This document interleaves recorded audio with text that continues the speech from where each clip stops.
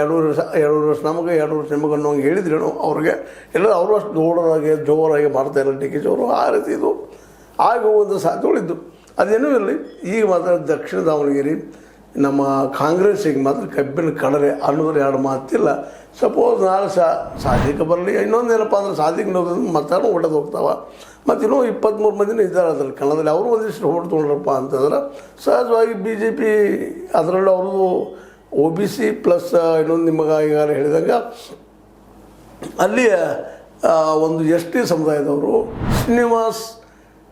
ಶ್ರೀನಿವಾಸ್ ದಾಸ್ ಕರಿಯಪ್ಪ ಅವರಿಗೆ ಮತ ಹಾಕಿದ್ರಪ್ಪ ಅಂದ್ರೆ ಸೊ ಅವ್ರಿಗೆ ಗೆಲ್ಲುವ ಸಾಧ್ಯತೆಗಳು ಹೆಚ್ಚಾಗ್ತಾ ಇದ್ದಾವೆ. ಇತ್ತೀಚೆಗೆ BJP ಗೆಲ್ಲುವ ಅವಕಾಶ ಹೆಚ್ಚಾಗ್ತಾವೆ. ಇದಕ್ಕೆ ಕಾರಣ ಏನಪ್ಪ ಅಂದ್ರೆ ಸ್ವತಃ ಮಲ್ಲಿಕಾರ್ಜುನ್ ಅವರು ಇಟ್ಟಂಥ ತಪ್ಪು ಹೆಜ್ಜೆ. ಈ ತಪ್ಪು ಹೆಜ್ಜೆಯಿಂದಾಗೆ ಇವತ್ತು ಏನಪ್ಪ ಅಂದ್ರೆ ಇದು ತೊಂದರೆ ಆಗುವಂಥ ಸಾಧ್ಯತೆಗಳು ಹೆಚ್ಚಾಗಿದ್ದಾವೆ.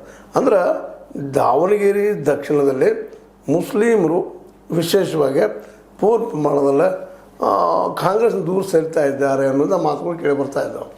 ಇದರಿಂದಾಗಿ ಕಾಂಗ್ರೆಸ್ದ ಮಲ್ಲಿಕಾರ್ಜುನ ಮಗ ಸಮರ್ಥಿದ್ದಂಥವ್ರು ಆಯ್ಕೆ ಆಗೋದು ಅಷ್ಟು ಅಂದ್ಕೊಂಡ್ರೆ ಸುಲಭಿಲ್ಲ ಅನ್ನುವಂಥ ಚರ್ಚೆಗಳಾಗ್ತದೆ. ಒಟ್ಟಾರೆಯಾಗಿ ದಕ್ಷಿಣ ದಾವಣಗೆರೆ ಈಗಂತೂ ಕಾಂಗ್ರೆಸ್ಸಿನ ಮನೆಯಲ್ಲಿ ದೊಡ್ಡ ಚರ್ಚಾ ವಿಷಯ ಆಗಿದೆ.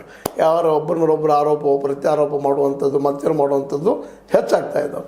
ಅದೇನೋ ಆಗಲಿ, ಆದರೆ ಆಗಿದ್ದು ಮಾತ್ರ ಈಗೇನಪ್ಪ ಅಂತಂದ್ರೆ ದಕ್ಷಿಣ ದಾವಣಗೆರೆ ಕಾಂಗ್ರೆಸ್ಸಿನ ಒಂದೇನಿತ್ತು ಮನೆ ಅದು ಇವತ್ತು ಇಲ್ಲ ಅನ್ನುವಂಗೆ ಆಗಲಿಕ್ಕತ್ತದ.